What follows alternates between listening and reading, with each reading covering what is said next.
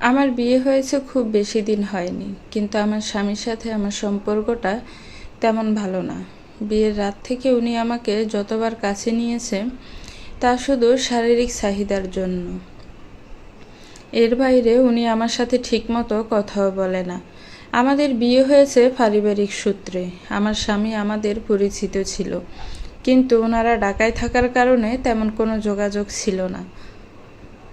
আমার শাশুড়ি কিছুদিন আগে গ্রামে বেড়াতে আসে, আর সেখানে আমাকে দেখে ওনার পছন্দ হয় আর বিয়ের প্রস্তাব পাঠায়।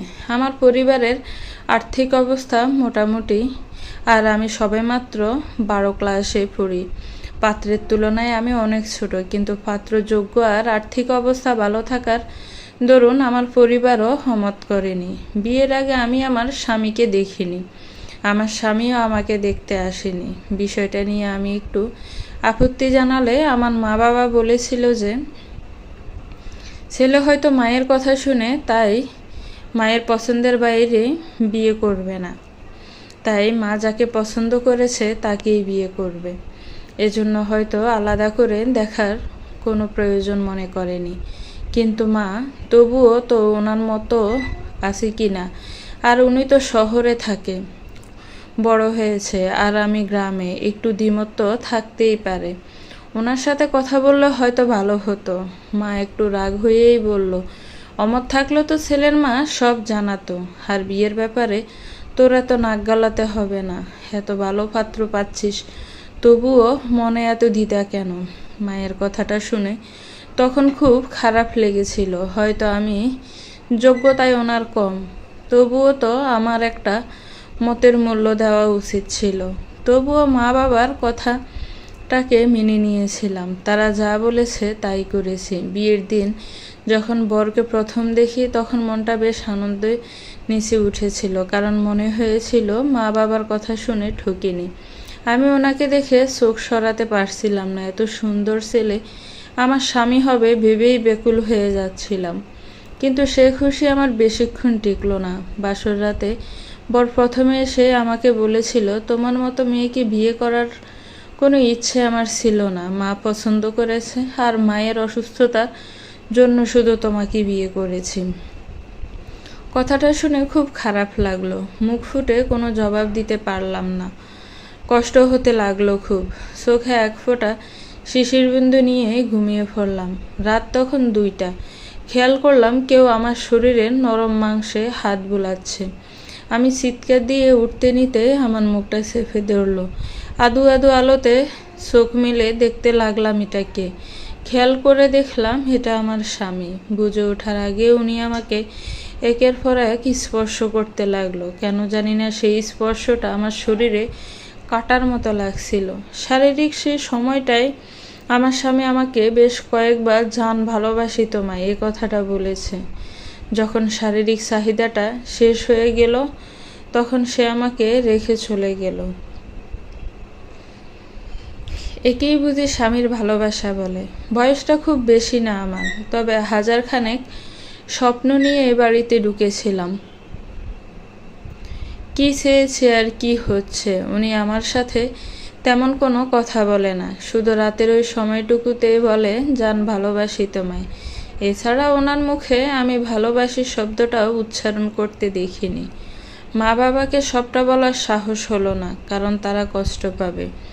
বেশ কিছুদিন পর খেয়াল করলাম আমার স্বামীর অনেক বাজে নেশাও রয়েছে। সে সাথে প্রধান ছিল মেয়ের নেশা। টাকা পয়সার অভাব আমার স্বামীর নেই। আমার শ্বশুর সাহেব মারা গিয়েছেন অনেক আগে। আমার শাশুড়ি সব কিছু সামলিয়েছেন। এরপর আমি কাঁদতে কাঁদতে আমার শাশুড়িকে বললাম,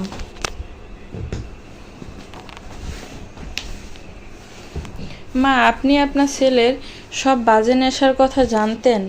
বিয়ের আগে একটু বলতে পারতেন। আমি কিভাবে এসব সহ্য করব আপনিই বলুন। এক এক দিন এক এক মেয়ের সাথে থাকে, কিছু বললে গায়ে হাত তোলে। আমাকে আপনিই বলেন কি করব। আমার শাশুড়ি মা আমার মাথায় হাত বুলাতে বুলাতে বললেন, প্রথম যেদিন দেখেছিলাম তখন বুঝেছিলাম তুমি অনেক বুদ্ধিমতী মেয়ে। সংসার ব্যবসা সামলাতে গিয়ে আমার তুর্যকে বেশি সময় দিতে পারেনি। আমার স্বামীর নাম তুর্য আর আমার নাম ঈশিতা। তখন কখন যে তুর্য বিগড়ে গিয়েছে বুঝতে পারিনি। কাজের মানুষের কাছে বড় হয়েছে, তাই ওর খেয়ালটা আমি নিতে পারিনি। আর বুঝতে যখন পেরেছি সেটা অনেক সময় পার হয়ে যাওয়ার পর। তখন আমার করার কিছু ছিল না। মা অনেক আমাকে ক্ষমা করে দিও। বিয়ে যেহেতু হয়ে গিয়েছে, একটু মানিয়ে গুছিয়ে নেওয়ার চেষ্টা করো। ভেবেছিলাম বিয়ের পর হয়তো সব ঠিক হয়ে যাবে, কিন্তু ঠিক হয়নি। তুমি একটু বুঝাও, তোমার সংসার তুমি গুছিয়ে নাও মা।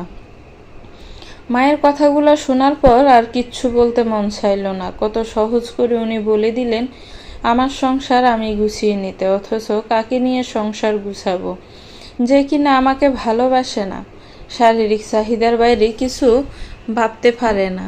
মদ সিগারেটের নেশার সাথেও মেয়েদের নেশাও আছে। মনটা ভেঙে গেল। আমি আমার মাকে বলার পরেও আমার মাও বলল, দেখ মা, মেয়েদের বিয়ে একবারই হয়, তুই আর অহেতুক ঝগড়া করিস না, মানিয়ে নে। মানিয়েই সংসার করতে হয়। আমরাও মানিয়ে সংসার করেছি। মায়ের কথাগুলো শুনেও আজকে নিজেকে বেশ পরগাছা মনে হতে লাগলো। কেউ আমার মনের কথাটা ভাবলো না, আমার পরিস্থিতিটা চিন্তা করলো না। যে যার মতো করে বলে দিল। বুঝে গিয়েছি অহেতুক আর সুখের স্বপ্ন দেখে লাভ নেই। এ স্বপ্ন আর আমার কপালে টিকবে না। প্রতি রাতেই একই ঘটনা, একই কাজ। খুব কষ্ট হলেও সহ্য করে নিতে হবে। সেদিন আমার পিরিয়ড হয়েছিল। আমি খেয়াল করলাম আমার স্বামী নেশা করে ঘরে ফিরেছে। আমি আমার স্বামীকে ঘরে ঢুকালাম, খাবার দিতে চাইলাম। খাবার খাবে না বলে গিয়েছে। আমারও আর খেতে মন চাইল না, না খেয়েই শুয়ে পড়লাম। খানিকক্ষণ পর ওনার স্পর্শ অনুভব করলাম। ওনাকে বললাম, আমার তো এখন পিরিয়ড চলছে, দয়া করে এই সময়টাই আমাকে কষ্ট দিবেন না। এমনিতেও আমার অনেক কষ্ট হয়। উনি আমার কথায় কোনো সাড়া না দিয়ে ওনার মতো যা করার করে নিল। আমার সেদিন মনে হয়েছিল কলিজাটা ফেটে যাচ্ছে। স্বামীরা বুঝি এমন হয়? তখন ওনার মুখে ভালোবাসি শব্দটা আমাকে শুধু যন্ত্রণায় দিল। অমানসিক এই যন্ত্রণায় কাতরাতে কাতরাতে সারা রাত পার করলাম। সকালে ওঠার শক্তি পাচ্ছিলাম না। কোনো রকমে উঠে কাপড় চেঞ্জ করলাম। মনে মনে কষ্ট পেতে লাগলাম। কাকে বলবো আমি এসব কথা? কাকে বলবো আমি আমার স্বামীর কাছে প্রতিদিন রেপ হচ্ছি? আইন তো এমন কোনো কথা বিশ্বাস করবে না। সবাইকে বললে বলবে, নিজের স্বামী চাইবে না তো কে চাইবে? কিন্তু কেউ আমার মানসিক অবস্থাটা বুঝতে চাইবে না। নিজেকে আজ বেশ অসহায় লাগছে। এসব অত্যাচার সহ্য করতে পারছিলাম না। একবার মনে হচ্ছিল নিজেকে শেষ করে দেই, কিন্তু সে সাহসটা আর পেলাম না। কয়েকদিন পর একটা বিষয় জানতে পেরে কষ্টে বুক ফেটে গেল। আমার বাবা মা টাকার লোভে পড়ে ছেলের কোনো খোঁজ খবর না নিয়েই আমাকে বিয়ে দিয়ে দিল। হায়রে সমাজ! এ সমাজে মানুষ শুধু টাকাটাই দেখে, ভালো মানসিকতা আর কেউ দেখে না। আজকে নিজেকে অনেক অসহায় মনে হতে লাগলো।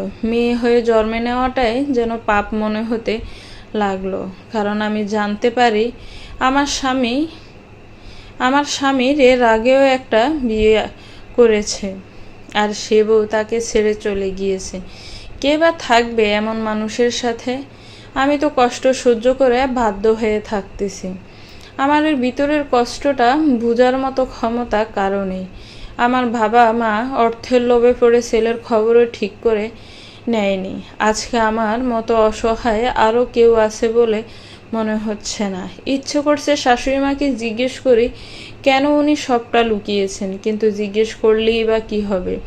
উনি ওনার মতোই মন গড়া কয়েকটা জবাব দিবে আর বলবে মানিয়ে গুছিয়ে নিতে। আর আমার মাকে বলবে বিয়ে তো হয়েই গিয়েছে, এখন আর ঝামেলা করিস না, মানিয়ে নে। আমরাও তো মানিয়ে নিয়েছি, কেউ আমার মনের দিকটা ভাববে না। তাই ওদের এসব ভিত্তিহীন নীতি কথা শুনে কাউকে কিছু বলার মতো রুচি জাগলো না। সেদিন আর সব দিনের মতোই এই ঘরে বসেছিলাম। সারাদিন একা ঘরে বসে থাকা ছাড়া আর কোনো কাজ আমার নেই। নিজেকে খুব বন্দি পাখির মতো মনে হয় খাঁচার ভিতর থেকেও উড়বার জন্য ছটফট করতেছি। ঠিক এ সময় খেয়াল করলাম তুর্য এসেছে, সাথে একটা মেয়েও এসেছে। মেয়েকে বেশ অন্তরঙ্গভাবে ধরে আছে।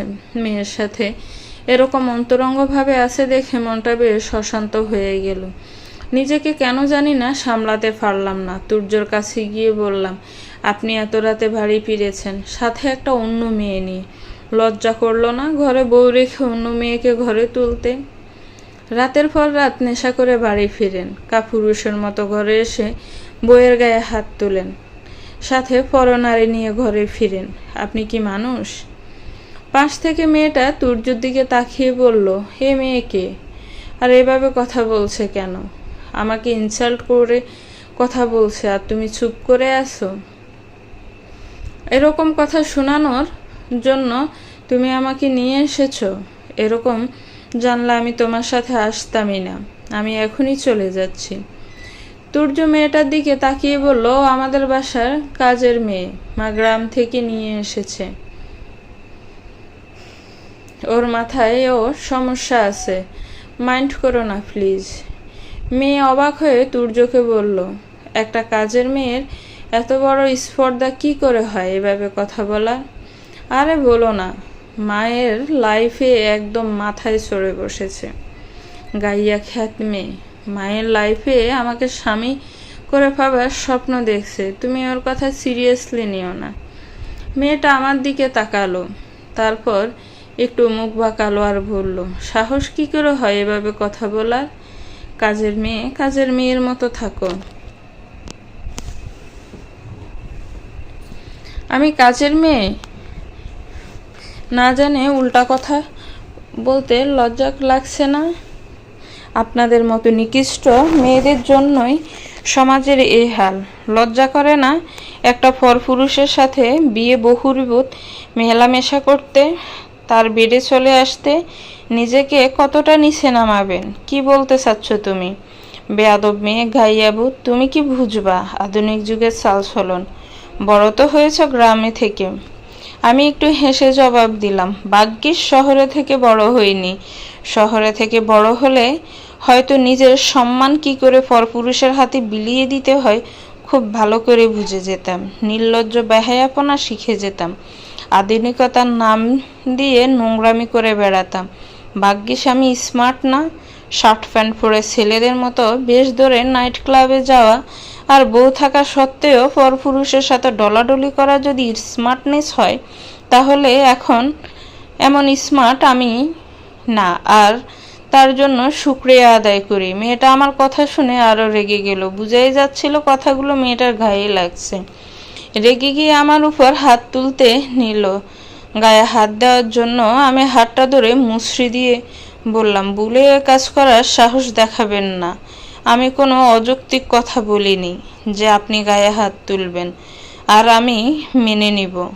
হাতটা একদম ভেঙে দিব। গ্রাম থেকে বড় হয়েছি, এর আগে অনেক গাছের ডালফানা ভেঙেছি। এই কোমল হাত ভাঙতে বেশিক্ষণ লাগবে না। ভুলেও গায়ের হাত তোলার দুঃসাহস দেখাবেন না। খেয়াল করলাম মেয়েটা আমার কথা শুনে বেশ রাগান্বিত হলো। কোনো রকমে আমার হাত থেকে ওনার হাতটা ছাড়িয়ে নিয়ে তুর্যকে বলল, তুমি কি আমাকে অপমান করার জন্য এখানে নিয়ে এসেছো? আমি আর এক মুহূর্ত এখানে থাকবো না। তুর্য আমার দিকে তাকালো। তুর্য চোখ রাগে রক্ত লাল হয়ে আছে। আমার দিকে তাকিয়ে আমাকে কষিয়ে একটা শট দিয়ে বলল, সাহস কি করে হয় তোমার ওর সাথে এমন আচরণ করার? আর বের হও রুম থেকে। এ বলে আমার গলাটা ধাক্কা দিয়ে আমাকে বের করে দিল। যে জায়গায় নিজের স্বামী ঠিক না, সে জায়গায় আর কথা বলতে মন চাচ্ছিল না। কোনো রকমে উঠলাম। খেয়াল করলাম মেয়েটা আমার দিকে তাকিয়ে আছে আর একটু হাসি দিয়ে দরজাটা লাগিয়ে দিল। কি যে কষ্ট হচ্ছিল তখন বলে বোঝাতে পারবো না। কষ্টে বুকটা ফেটে যাচ্ছিল। তবুও নিজেকে সামলিয়ে নিয়ে পাশের রুমে গেলাম। হায়রে কপাল, আমার যে ভালোবাসাটা পাওয়ার অধিকার ছিল সে ভালোবাসা পাচ্ছে অন্য একটা মেয়ে। আমার শাশুড়ি তো দিব্যি আমার চিন্তা রেখে ব্যবসা করছে। আমাকে নিয়ে ভাবার মতো কারো সময় নেই। এত টাকা তো আমি চাইনি। কোনো মেয়ে তার স্বামীর ভাগ কাউকে দিবে না। আমার কি পোড়া কপাল, নিজের চোখের সামনে এত কিছু করছে বলতে পারছি না, সবটা মুখ বুজে সহ্য করতে হচ্ছে। আজকে বড্ড অসহায় লাগছে আমার। মাকে ফোন দিলে সে একই নীতি বাক্য শোনায়। আর কত সহ্য করব আমি? অসহায়ত্বের মাত্রা কতটা তীব্র হলে এমন লাগে আজকে বুঝতে পারছি। প্রয়োজন অতিরিক্ত টাকা মানুষকে সব দিতে পারলেও ভালোবাসা দিতে পারে না। ভালোবাসার জন্য দরকার সুন্দর একটা মানসিকতার, যা সবার হয় না। মেয়েটার সাথে যতক্ষণ তুর্য এক রুমে ছিল আমার বুকে ততক্ষণ একটা অজানা জ্বর বয়ে চলছিল। যন্ত্রণা আমাকে গ্রাস করতেছিল। কোনোভাবে মানতে পারছিলাম না, নিজেকে সামলাতেও পারছিলাম না। এটা সহ্য করার মতোও না। কেন জানি না হুট করে আমার মধ্যে এক অজানা সাহস জাগলো প্রতিবাদ করার। আমি মনে সাহস জুগিয়ে দরজা ধাক্কাতে লাগলাম। খানিকক্ষণ পর তুর্য দরজা খুলল। আমাকে দেখে তুর্যের রাগটা আরও দ্বিগুণ হলো। আমি তুর্যকে চিৎকার করে বললাম, আমি আপনার স্ত্রী। আমাকে রেখে আপনি এমন কাজ করতে পারেন না। কোনো মেয়ে এটা সহ্য করবে না। আপনি শুধু শুধু কেন আমাকে এভাবে কষ্ট দিচ্ছেন? আমি কি ক্ষতি করেছি আপনার?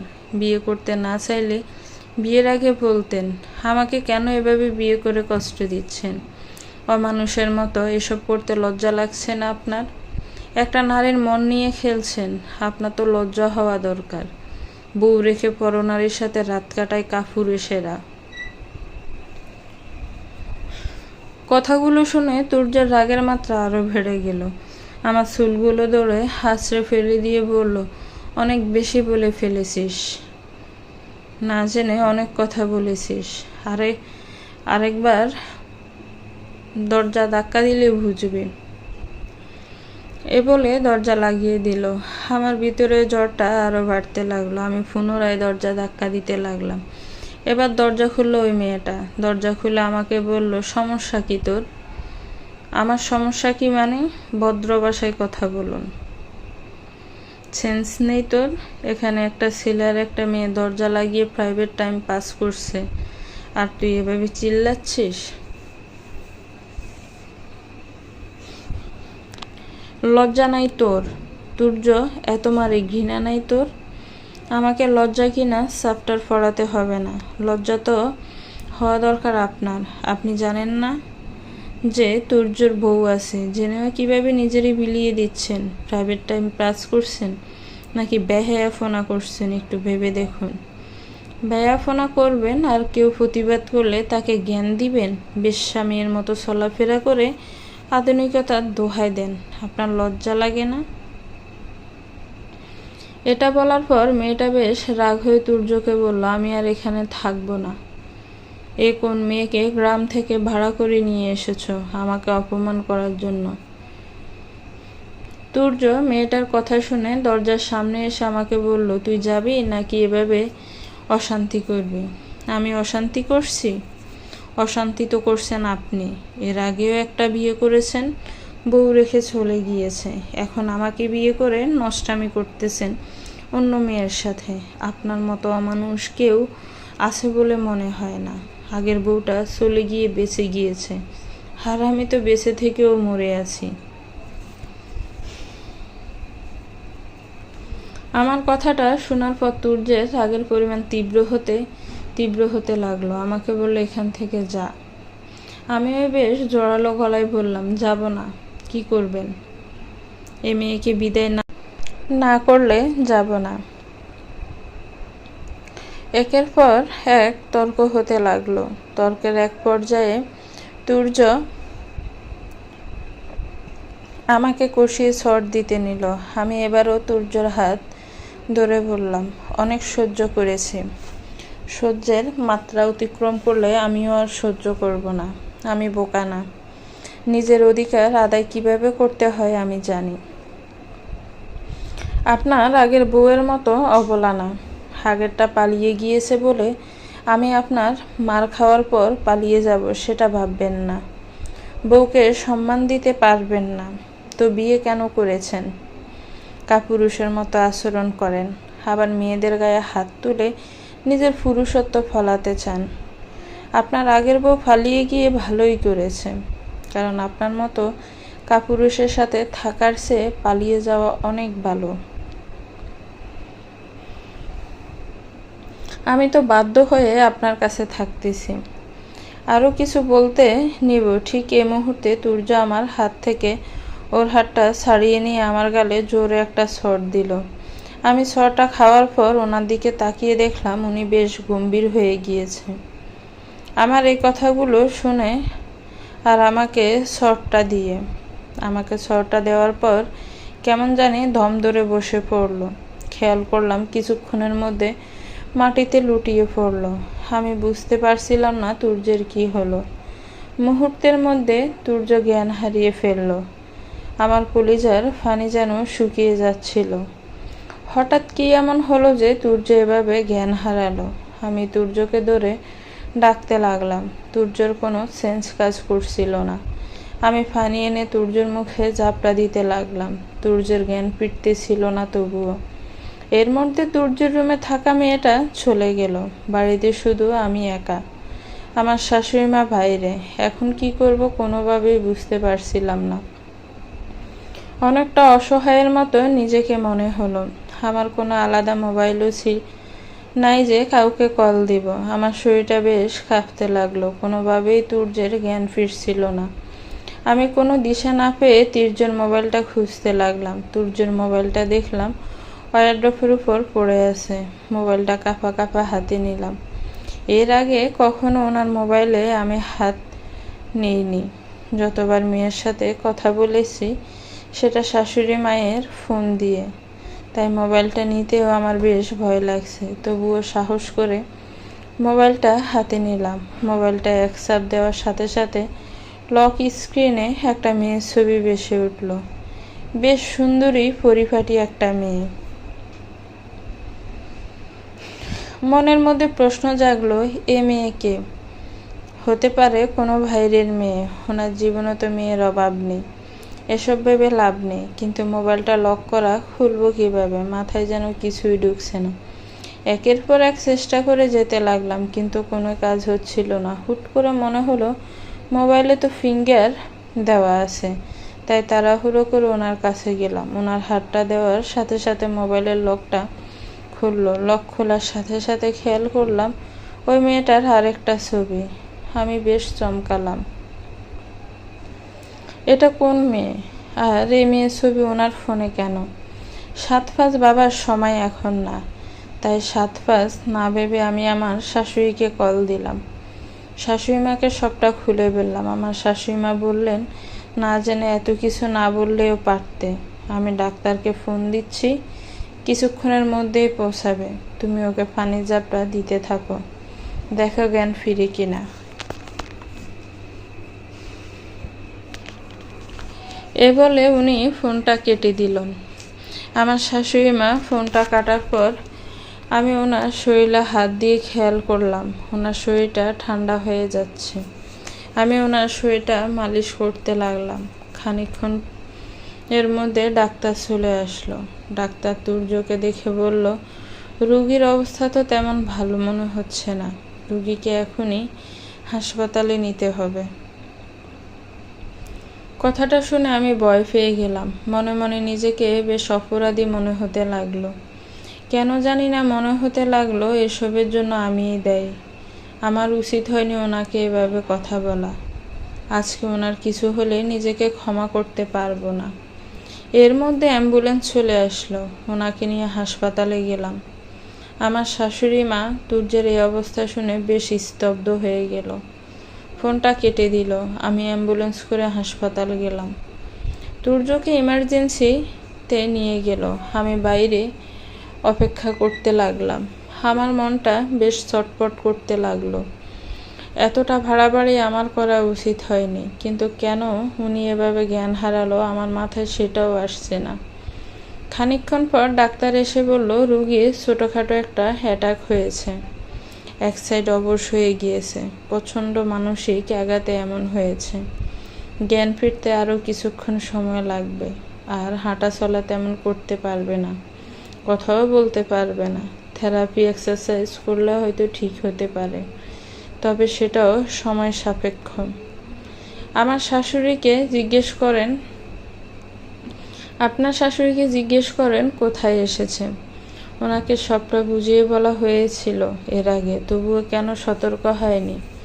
আমি কিছুটা অবাক হয়ে জিজ্ঞেস করলাম, এর আগেও বলা হয়েছিল মানে? এর আগে ওনার এরকম অ্যাটাক হয়েছিল, তখনই ওনাকে না করে দেওয়া হয়েছিল যে কোনো রকম উত্তেজিত যেন না করা হয়। তবে ওনাকে এভাবে কী বিষয় উত্তেজিত করলো সেটা জানা দরকার। আপনার শাশুড়ি কোথায়? মা জ্যামে আটকে আছে, কাছাকাছি চলে এসেছে। এর আগে কী জন্য এমন হয়েছিল আমাকে বলুন প্লিজ। সেটা আপনি আপনার শাশুড়ির কাছ থেকে জেনে নেবেন। আপাতত কিছু টাকা অ্যাকাউন্টে জমা দিতে হবে, সেটার ব্যবস্থা করুন। আমি কাঁদতে কাঁদতে বললাম, আমার হাতে তো এখন এত টাকা নেই, মা আসলেই সবটা দিবেন। আপনি চিকিৎসা করতে থাকুন। আচ্ছা ঠিক আছে, চিকিৎসা চলতেছে। আপনার শাশুড়ি আসলে দ্রুত আমার সাথে যোগাযোগ করতে বলবেন। আচ্ছা। তুর্যের এই অবস্থার জন্য আমি দায়ী। কেন যে এমন হলো, আল্লাহ আমার আর কত পরীক্ষা নেবেন জানি না। আমার ভিতরটা পুরো ছাই হয়ে যাচ্ছে, ভিতরটা বেশ শূন্য শূন্য লাগছে। কেন আমি এমন করতে গেলাম, এই প্রশ্নটা আমাকে কুড়ে কুড়ে খাচ্ছে। চিৎকার করে কাঁদতে মন চাচ্ছে, তবুও কাঁদতে পারছি না। হুট করে খেয়াল করলাম মা এসেছে। মাকে দেখে একটু ভরসা পেলাম, দৌড়ে মায়ের কাছে গেলাম। মা, ডাক্তার সাহেব বলেছে আপনাকে দ্রুত ওনার সাথে যোগাযোগ করতে। আমি ডাক্তারের সাথে কথা বলেই এসেছি। এখন তুর্য একটু ভালো আছে, তবে আবার এক সাইড প্যারালাইজড হয়ে গিয়েছে। এর আগে এমন হয়েছিল, অনেক চিকিৎসা থেরাপি নেওয়ার পর ভালো হয়েছিল, এখন আবার হয়েছে। কি হবে কে জানে, কে ওর দেখাশোনা করবে, আমি সেই টেনশনে আছি। মা, আপনি দেখাশোনার চিন্তা করবেন না, সেটা আমিই করতে পারবো। কিন্তু এর আগে ওনার এরকম কেন হয়েছিল, এগুলো বলতে গেলে রাত ফুরিয়ে যাবে, তবুও কথা শেষ হবে না। মা, আমি ওনার স্ত্রী, আমার জানার অধিকার অবশ্যই আছে। আপনি আমাকে বলুন। কি শুনবে মা? শুনলে কি তুমি সহ্য করতে পারবে? এত কিছু সহ্য করতে পেরেছি, আরও কঠিন কিছু হলেও পারবো। কপাল তো এমনিই ফাটা, আর কত ফাটবে? আপনি বলুন। তাহলে শোনো, তুর্য যখন গল্পটা কেমন লেগেছে একটি কমেন্টস করে জানাবেন। গল্পটার পরবর্তী পার্ট খুব শীঘ্রই আসবে। আর আমার চ্যানেলটাকে প্লিজ সাবস্ক্রাইব করবেন, যারা করেছেন তাদেরকে অনেক অনেক ধন্যবাদ। তাহলে শোনো, তুর্য যখন ভার্সিটিতে পড়তো তখন তুর্যর সাথে লামিসা নামের এক মেয়ের রিলেশন হয়। প্রথমে ভালো বন্ধুত্ব হয়, পরে আস্তে আস্তে সেই বন্ধুত্ব প্রেমী রূপ নেয়। তুর্যর তখন মদের নেশা, অন্য কোনো মেয়ের নেশা ছিল না। তখন আমার সোনার টুকরা ছেলে ছিল তুর্য। লামিসার সাথে বন্ধুত্বটা আস্তে আস্তে প্রেমে গড়ায়। বেশ ভালোই কাটছিল ওদের সম্পর্ক। একদিন আমার ছেলে এসে আমাকে লাজুক মুখে বলল, মা একটা কথা বলবো, রাগ করবে না তো? আমি হাসতে হাসতে উত্তর দিলাম, কি কথা? রাগ কেন করব? টাকা লাগবে? আর আমার টাকা লাগবে না। তবে কিরে, আটকে গেলি যে? না মানে, কিরে, লজ্জায় লাল হয়ে যাচ্ছিস মেয়েদের মতো, ঘটনা কি?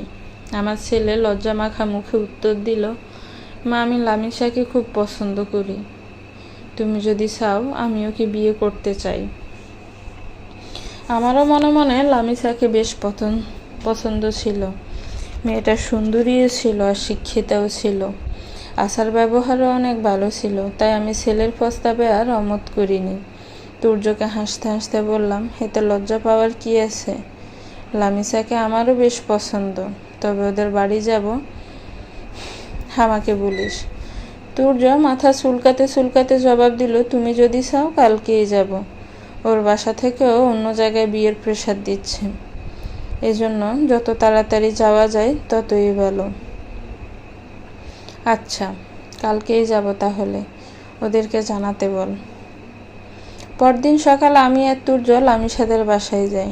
লামিসার মা বাবার কাছে বিয়ের প্রস্তাব রাখি, তারাও অমেত করেনি। তারাও হাসি মুখে বলেছিল, ছেলে মেয়ে পছন্দ করেছে, এখানে আমাদের অমতের কিছু নেই। কিছুদিনের মধ্যে লামিসা তুর্যের বিয়ে হয়। বেশ ভালোই কাটছিল ওদের সংসার। কোনো এক ঝগড়া বিবাদ কিছুই ছিল না। হাসি খুশি সুখী সংসার বলতে পারো। মা এবার কথাগুলো বলে একটু দম নিতে লাগলেন। আমি বুঝতে পারলাম না এত সুখী সংসার রেখে লামিসা কেন চলে গেল। তার মানে লামিসা কি পরকীয়াতে জড়িয়ে পড়েছিল? আমি মাকে প্রশ্ন করলাম। মা, লামিসা কি তাহলে পরকীয়াতে জড়িয়ে পড়েছিল? অন্য ছেলের সাথে কি চলে গিয়েছিল? মা একটা দীর্ঘশ্বাস ফেলে বলল, না, এমন কিছুই হয়নি। তাহলে লামিসা? জানি না লামিসার কি হয়েছিল, কোথায় গিয়েছে আর কেন গিয়েছে। লামিসাকে 5 বছর যাবৎ পাওয়া যাচ্ছে না। বিয়ের 1 বছর পর যে কোথায় চলে গিয়েছিল বুঝতে পারিনি, জানতেও পারিনি। অনেক খোঁজ নিয়েছি, খোঁজ পাইনি। সবাই তো বলে বসলো পালিয়ে গিয়েছে কোনো ছেলের সাথে। তুর্য এখন ভাবে হয়তো লামিসা পালিয়ে গিয়েছে।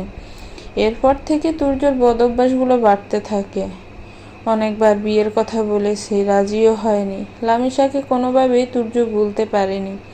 লামিসার কথা শুনলে তুর্য রেগে যায়। লামিসা চলে যাওয়ার পর এমন একটা অ্যাটাক হয়েছিল, আর আজকে তুমি ওকে এসব নিয়ে বেশ কথা শুনিয়েছ, তাই আবার এমন হলো।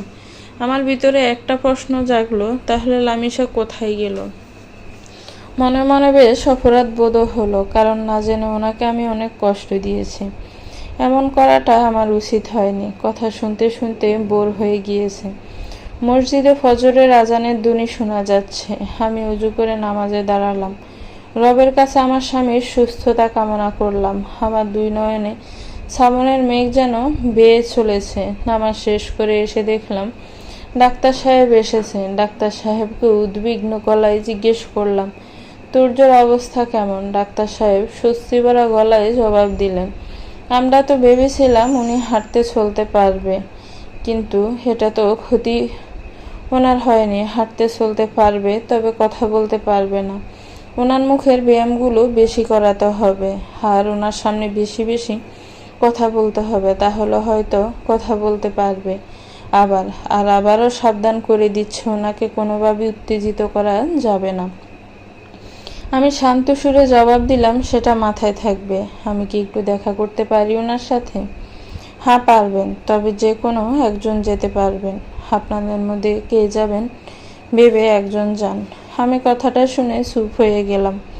মনে হয় আমার শাশুড়ি মা যেতে চাইবে। কিন্তু ঠিক এই মুহূর্তে আমার শাশুড়ি মা আমার মাথায় হাত বুলাতে বুলাতে বলল, মা, তুমিই যাও। কথাটা শুনে আমি আর স্থির থাকতে পারলাম না। দৌড়ে তুর্যের কাছে চলে গেলাম। দেখলাম উনি তাকিয়ে আছে। আমি ওনাকে ধরে কাঁদতে লাগলাম। উনি আমাকে ছাড়াতে চাইলো, আমি ওনাকে ছাড়তে চাইলাম না। দৌড়ে কাঁদতে কাঁদতে বললাম, আমাকে ক্ষমা করে দিন, আমি আর এমন করব না। আমি কিছু না জেনে এমন করেছি। আপনি যে সুস্থ আছেন এতেই আমি খুশি। একের পর এক এসব বলতে লাগলাম। হঠাৎ করে খেয়াল করলাম তুর্য আমায় সিমটি দিয়ে বসলো। আমি তুর্যর সিমটি খেয়ে তুর্যর দিকে তাকিয়ে দেখলাম তুর্য কিছু একটা বলতে চাচ্ছে, কিন্তু পারছে না। হাতি ইশারা দিয়ে যেন কি বুঝাতে চাচ্ছে। অনেকক্ষণ পর বুঝতে পারলাম উনি খাতা কলম চাচ্ছে। আমি একটা খাতা আর কলম জোগাড় করে ওনাকে দিলাম। উনি কি একটা যেন লিখছেন। লিখার পর আমাকে দেখালেন। আমি লেখাটা দেখে লজ্জা পেয়ে বসলেন। উনি লিখেছেন, তুমি আমার উপর এভাবে হামলে পড়েছে কেন? আর যা হয়েছে তো হয়েছেই, এটা নিয়ে আমার কোনো অভিযোগ নেই। এত মাপ চাইতে হবে না। আর দয়া করে আবার আমাকে ঝাপটে ধরে আমার উপর হামলে পড়ো না। আমি লজ্জায় লাল হয়ে মুখ হয়ে মাথা নেড়ে বললাম, আচ্ছা। 2 দিন হাসপাতালে থাকার পর ওনাকে বাসায় নিয়ে গেলাম। ডাক্তারের কথা মতো ওনার সাথে অনেক কথা বলতে লাগলাম। বেচারা মাঝে মাঝে আমার কথা শুনে হাসাবার বিরক্ত হয়, কিন্তু আমার কথার ফুলঝুরি আর থামে না। উনি বিরক্ত হয়ে খাতায় লিখলো, তুমি এত বকবক কেন করছো পাগলের মতো? বেশ বিরক্ত লাগছে। আমার রাগ উঠার আগে এখান থেকে বের হও তো। হ্যাঁ, আপনার কথায় আমি বের হয়েই যাই, আর আপনি এভাবে পড়ে থাকেন। আমি বের হওয়ার পর আপনার সেবা কে করবে শুনি?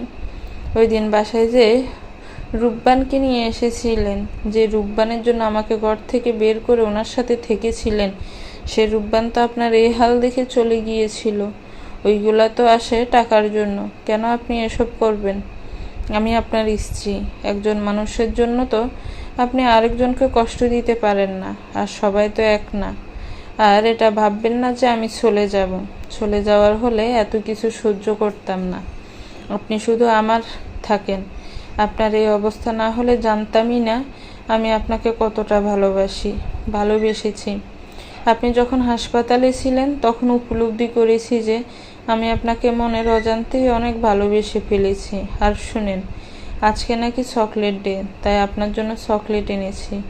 উনি আবারও বিরক্ত মাখা মুখে কাগজে লিখলেন, তুমি যাও তো, আমি চকলেট খাবো না।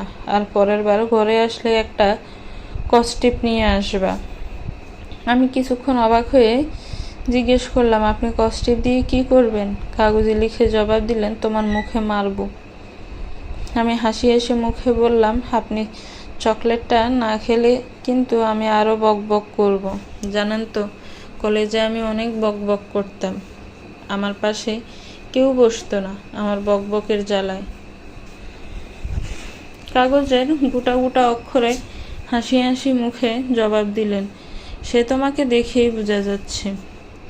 আর চকলেট খানা দাও, আমি খাচ্ছি, আর তুমি এখান বিদায় হও। আমি চকলেটটা দিয়ে চোখ টিফুনি দিয়ে বের হয়ে গেলাম। খানিকক্ষণ পর ওনার রুমে এসে বেশ চমকে গেলাম, কারণ উনি একটা কাগজে লিখেছেন, সরি তোমাকে এতদিন এভাবে কষ্ট দেওয়ার জন্য। তোমার সব ঠিক আছে, তবে তুমি বকবকটা একটু বেশি করো। বকবকানি আমার একদম ভালো লাগে না। আমি ওনার এই লেখাটা পড়ে এত খুশি হয়েছি যে কি বলবো। আমি খুশিতে নাচতে নাচতে বললাম, বকবক তো একটু করতেই হবে, না হলে আপনি সুস্থ হবেন না। কাগজে পুনরায় লিখলেন, তোমার মতো এরকম বকবক লামিসাও করতো। কেমনে পারো এত বকবক ফকফক করতে? লামিসার কথাটা শুনে কেন জানি না লামিসাকে বেশ হিংসা লাগলো। হিংসার পাহাড়টা নাক ফুলে বের হলো। নাক ফুলাতে ফুলাতে বললাম, আপনি মনে হয় লামিসাকে খুব বেশি ভালোবাসেন, তাই না? উত্তরে উনি লিখলেন, সত্যি বলতে লামিসাকে অনেক ভালোবাসি, আর আগেও বাসতাম। লামিসা যে কোথায় চলে গেল বুঝতে পারলাম না আজও।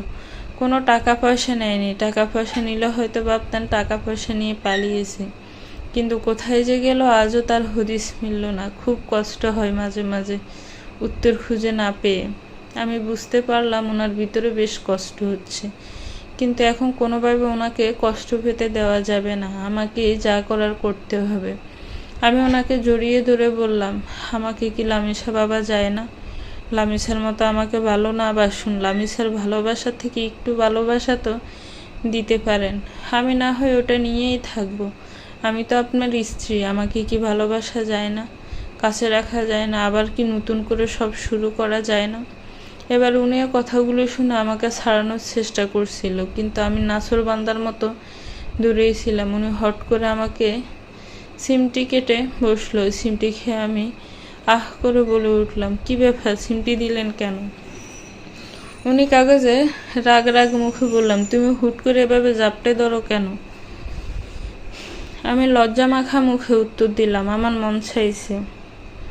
আমার কথার উত্তরগুলো কিন্তু পাইনি। উনি গজগজ করে কাগজে লিখলেন, সব তো শুরু করা যায়, তবে আমার যে অনেক বদ অভ্যাস, সেগুলো একদিনে ঠিক হবে না। আর লামিসার জায়গা দিতে পারবো না। ওকে আমি যে কতটা ভালোবাসি বলে বুঝাতে পারবো না। ওর জায়গা না দিয়ে যতটা পারা যায় শুরু করব। যাক, উনি যে নতুন করে সব শুরু করতে রাজি হয়েছে, এটাই অনেক। আমি একটু হেসে বললাম, আমার শুধু একটা রিকোয়েস্ট, আপনি কোনো রূপবান বাসায় আনবেন না, মানে মেয়ের নেশাটা বাদ দিতে হবে। উনি মাথা ঝাঁকিয়ে বললেন, আচ্ছা। আমার যে কি খুশি লাগছে বলে বোঝাতে পারবো না। এত খুশি আগে কখনো লাগেনি। আমি এখন বলতে পারবো এটা আমার ঘর, আমার সংসার। তুর্যকে আবার ঝাপটে ধরে বললাম, আমি অনেক খুশি হয়েছি, আমার এতেই হবে। আমি আপনাকে অনেক ভালোবেসে ফেলেছি। উনি আবারও আমাকে সিমটি দিয়ে বসলো। সিমটি খেয়ে আমি ওনাকে ছাড়লাম। উনি আবারও লিখলেন, তোমার সমস্যা কি?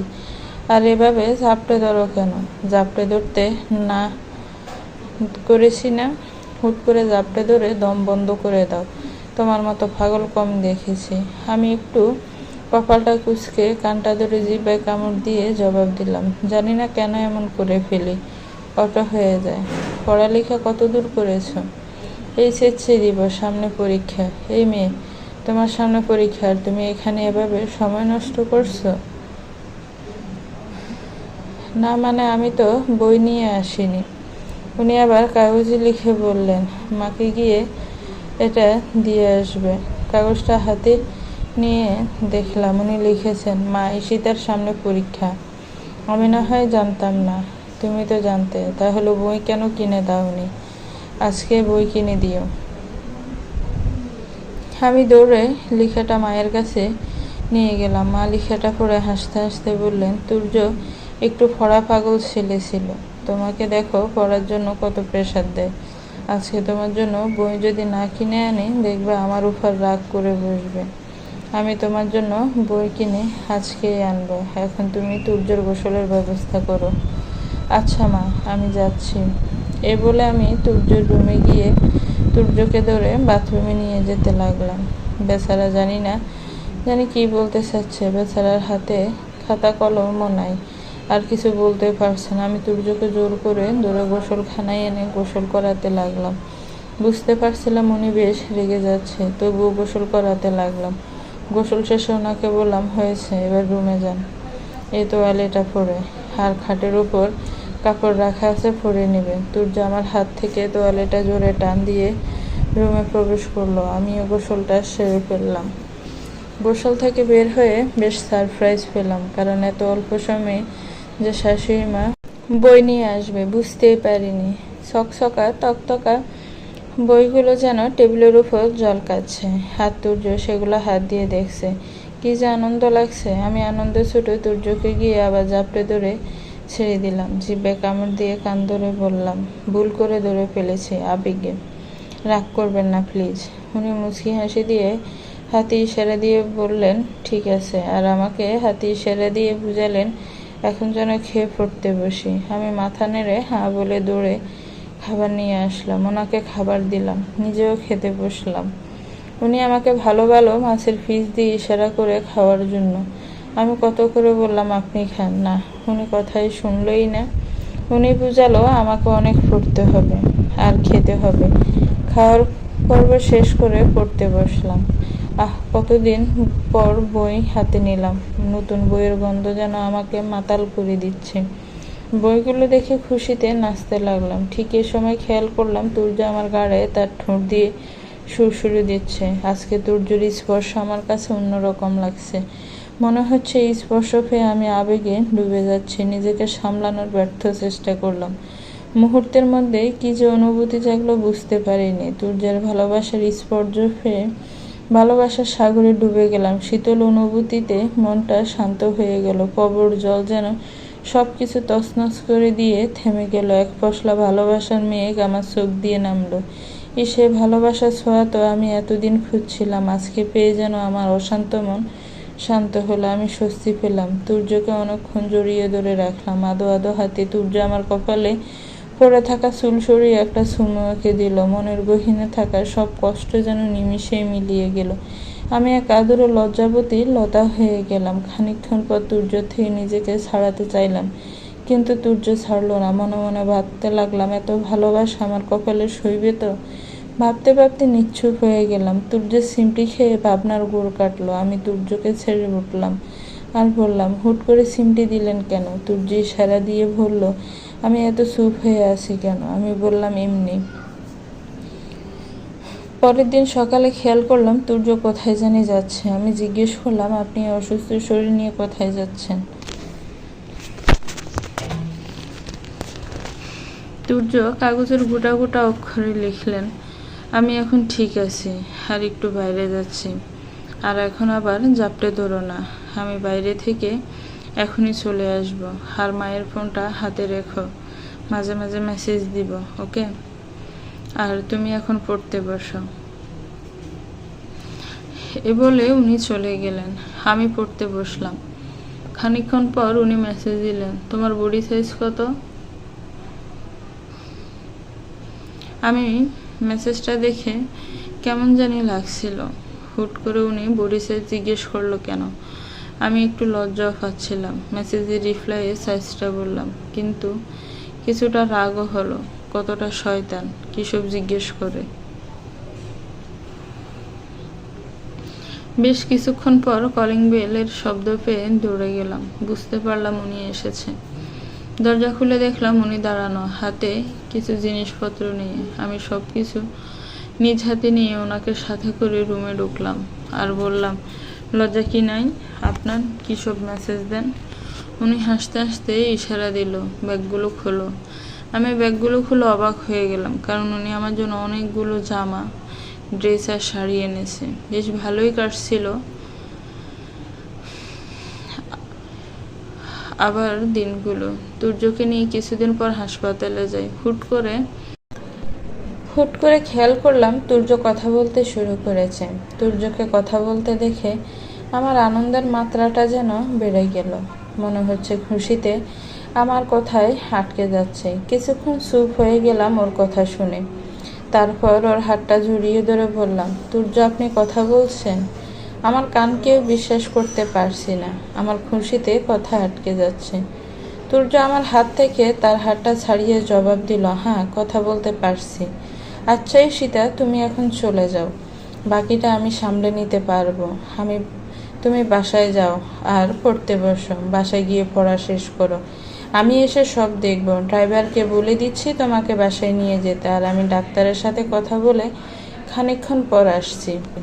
কিন্তু তুর্যকে ছেড়ে যেতে কেন জানি না আমার একটুও ভালো লাগছে না। তাই তুর্যকে বললাম, আমি থাকি না আপনার সাথে। পড়া আমি সারা রাত পরে কমপ্লিট করে দেব, প্লিজ থাকি। তুর্য গম্ভীর গলায় জবাব দিল, তোমাকে যেতে বলেছি, তুমি যাও তো। আর বিরক্ত করো না, যা বলছি তাই করো। আমি চুপচাপ হয়ে মন খারাপ করে বললাম, আচ্ছা যাচ্ছি, তাড়াতাড়ি আসবেন কিন্তু। উনি শান্ত স্বরে বলল, যাও, আসবো তো বলছি, এবার যাও। আমি ওই জায়গা থেকে চলে আসলাম। মাকে সবটা বললাম। মাও বেশ খুশি হলো। মা আমার মাথায় হাত বুলাতে বুলাতে বললেন, সব তোমার জন্য হয়েছে মা। আমি লজ্জা পেয়ে গেলাম নিজের প্রশংসা শুনে। কিছুটা লজ্জা পেয়ে ওনাকে বললাম, মা আমি এখন যাই, পড়তে বসতে হবে। এসে যদি দেখে পড়া কমপ্লিট হয়নি তাহলে আমাকে মারবে। আমি যাই। মা হাসতে হাসতে বলল, যাও। আমি চলে আসলাম আমার রুমে এসে পড়তে লাগলাম। কিন্তু মনটা পড়ে রইল তুর্যর কাছে। বারবার ওর কথা মনে পড়ছে। কখন যে আসবে এটা ভেবে মন আনসান করছে। কাউকে ভালোবাসলে বুঝি এমনই হয়। বেশ অস্থির লাগছে। অস্থিরতা যেন কাটছে না। পড়তেও পারছি না ঠিক করে। সময় যেন কাটছে না। অনেকক্ষণ পর তুর্য আসলো। তুর্যকে দেখে মনে অস্থিরতা যেন কাটলো। মনের সব কষ্ট যেন দূর হলো। আমার ভিতরের বয়ে যাওয়া ঝড় যেন থেমে শীতল হয়ে গেল। আমি তুর্যকে বললাম, আপনি এসেছেন? আমার আপনার জন্য মন কেমন করছে। হ্যাঁ বুঝছি, যাও পড়ো গিয়ে। কিন্তু তুর্য আসার পর থেকে কেমন জানি অস্থির ছিল। আমি বুঝতে পারলাম না তুর্যের কি হলো। অনেক জিজ্ঞেস করলাম, তুর্য কোনো জবাব দিল না। তুর্য জবাব না পেয়ে বেশ ব্যাহত হলাম, কিন্তু তুর্য তবুও কোনো জবাব দিল না। বেশ কষ্ট লাগলো। সারাদিন এসবের মধ্যেই গেল। পরদিন সকালে ঘুম থেকে উঠে দেখি তুর্য পাশে নেই। তুর্যকে খুঁজে পেলাম না কোথাও। কোথায় গেল এত সকালে? ফোন করেও পেলাম না। অনেকক্ষণ পর তুর্য আসলো, সাথে একটা মেয়েকে নিয়ে। আর আমার চিনতে বাকি রইল না মেয়েটাই লামিসা। আমি তুর্যকে বললাম, লামিসাকে কোথায় ফেলেন আপনি? জবাবে তুর্য বলল, হয়দিন ওকে দেখেই আমার মুখে কথা ফুটেছিল। অনেক কষ্ট ওকে খুঁজে বের করে জোর করে ধরে আনি। পাশে থাকা লামিসা আমাকে দেখে বলল, এ কে? তুর্য উত্তরে বলল, তোমার পরে ওকে বিয়ে করেছিলাম। লামিসা তুর্যর গালে একটা কষিয়ে চড় দিয়ে বলল, লজ্জা করে না? গড় বউ থাকা সত্ত্বেও আরেক বাড়ির বউকে তুলে আনো। তুর্য বেশ অবাক হয়ে জিজ্ঞেস করলো, আরেক বাড়ির বউ মানে? হ্যাঁ, আরেক বাড়ির বউ। আমি তো তোমাকে রেখে আরেকজনকে বিয়ে করেছি। আমার বাচ্চাও আছে। আমি আমার জায়গায় ভালো আছি। তুমিও তোমার বউকে নিয়ে ভালো থাকার চেষ্টা করো। আর আমি কিছুদিনের জন্য বাংলাদেশে এসেছি, তার মধ্যে তুমি এই কাহিনী করলে। আমি তোমাকে কতটা ভালোবেসেছিলাম সেটা তো তুমি জানতে, তারপরে এমন কাজ করতে তোমার বিবেকে আটকালো না? দেখো তুর্য, সব কিছু বিবেক বা আবেগ দিয়ে হয় না। আর আমি ভালো আছি, আমাকে ভালো থাকতে দাও। মেয়েটা আমার দিকে তাকিয়ে বলল, নিজের স্বামীকে সামলাও আর আমার পিছু আসতে নিষেধ করো। আর তোমার নাম্বারটা দাও, তোমার স্বামী কোনো ঝামেলা করলে যেন তোমাকে পাই, ইনফর্ম করতে পারি। আমি নাম্বারটা দিলাম, উনি নাম্বারটা নিয়ে চলে গেল। আর তুর্য বেশ চুপ হয়ে গেল। বুঝতে পারছি ওর অনেক কষ্ট হচ্ছে। ঘরে গিয়ে চুপ করে বসে রইল। খানিকক্ষণ পর তুর্য আমাকে জড়িয়ে ধরে বলল, চলো আমরা সব শুরু করি আগের মতো। আমি কাঁদো কাঁদো গলায় বললাম, আমি তো শুরু করতে চাই, আপনি চাইলেই সব সম্ভব। আমি চাই আর তোমাকে ভালো রাখার চেষ্টা করব। খানিকক্ষণ পর একটা অচেনা নাম্বার থেকে মেসেজ আসলো। মেসেজটা পড়ে আমার মাথাটা বেশ জিম ধরতে লাগলো, কারণ মেসেজটা দিয়েছে লামিসা। আর মেসেজটাই লেখা ছিল, আমি জানি তোমার নাম ঈশিতা, আমি জানি তুমি আমার তুর্যকে ভালো রাখবে। তুর্যকে আমি অনেক ভালোবাসি, কিন্তু আমার বিয়ের 1 বছর পরে জানতে পারি আমার ক্যান্সার হয়েছে। আর বেশি দিন বাঁচব না। আমি এখন ক্যান্সারের লাস্ট স্টেজে আছি, বিদেশেই চিকিৎসা করতেছি। হয়তো আর কিছুদিন বাঁচব। চেয়েছিলাম তুর্য আমাকে ছাড়া ভালো থাকুক, আর আমি এখন নিশ্চিত সে সেটা পারবে। ওকে এসব বলো না, তোমরা ভালো থাকো। কালকে এই দেশের বাহিরে চলে যাব। কোথায় যাব সেটা অজানাই রেখে গেলাম, কারণ বললে হয়তো আবার ঝামেলা হবে তোমাদের মধ্যে। লামিসা। আমার চোখ দিয়ে অজরে শ্রাবণের দ্বারা নামতে লাগলো। একটা মেয়ে কতটা ভালোবাসলে এমন করতে পারে। তুর্যকে না বলে থাকতে পারলাম না। তুর্যকে বলার পর তুর্য বেশ কষ্ট পেল। লামিসাকে অনেক খুঁজলো, কিন্তু লামিসাকে আর খুঁজে পেল না। কোথায় যে গেল। তবে লামিসা চেয়েছিল আমি আর তুর্য যেন ভালো থাকি। তুর্য লামিসার জন্য আমাকে মেনে নিল। লামিসার শূন্যতা তুর্যকে মাঝে মাঝে গ্রাস করলেও আমি সেটা ভালোবাসার পাহাড় দিয়ে থামিয়ে দেই। মাসখানেক পর আমার পেটে তুর্যর বাচ্চা আসে। তুর্য বেশ খুশি হয়। আমার যখন 9 মাস চলে তখন আমার ঠিকানায় একটা চিঠি আসে আর গিফট আসে। খুলে অবাক হয়ে যায়, এগুলো সব লামিসা পাঠিয়েছে। চিঠিটা পড়ে নিজেকে সামলাতে খুব কষ্ট হচ্ছিল। চিঠিতে লেখা ছিল, প্রিয় ঈশিতা, তুমি যখন চিঠিটা হাতে পাবে তখন হয়তো আমি এই দুনিয়ার মায়া ত্যাগ করে ওপারে চলে যাব। তোমার বাচ্চা হবে শুনেছি। তোমার বাচ্চার জন্য আমার পক্ষ থেকে কিছু জিনিস দিয়ে গেলাম। তুর্যের কিছু পছন্দের জিনিস আমার কাছে ছিল, সেগুলো আগলে রাখার দায়িত্ব তোমাকে দিলাম। আর আমার তুর্যকে আগলে রেখো, সংসারটা মন দিয়ে করো, কারণ এটা যে তোমার ঘর, তোমার সংসার। আর শুনেছি মেয়ে হবে, মেয়ের নাম রেখো পরি। আশা করি আমার কথাটা রাখবে। ইতি লামিসা। আমি চিঠিটা পড়ে তুর্যকে চিঠিটা দিয়ে জড়িয়ে ধরে কাঁদতে লাগলাম। তুর্য চিঠিটা পড়ে কাঁদতে লাগলো। একটা মেয়ে কতটা ভালোবাসতে পারে লামিসাকে না দেখলে বুঝতাম না। কিছুদিন পর আমার ফুরি জন্ম নিল। লামিসার কথা মতে ওর নাম ফুরি রাখি। ভালোই কাটতে লাগলো আমাদের সংসার।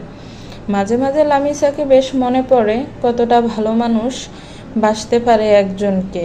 আমিও লামিসার দেওয়া সংসারটাকে বলতে পারি, এটা আমার ঘর, আমার সংসার। গল্পটা কেমন লেগেছে একটি কমেন্টস করে জানাবেন। গল্পটা ভালো লাগলে আমার চ্যানেলটাকে প্লিজ সাবস্ক্রাইব করবেন। আর যারা অলরেডি সাবস্ক্রাইব করে রেখেছেন তাদেরকে অনেক অনেক ধন্যবাদ। গল্পটাকে শেয়ার করবেন, গল্পটাকে লাইক কমেন্টস করবেন, আর আমার চ্যানেলের সাথেই থাকবেন। ধন্যবাদ। আসসালামু আলাইকুম।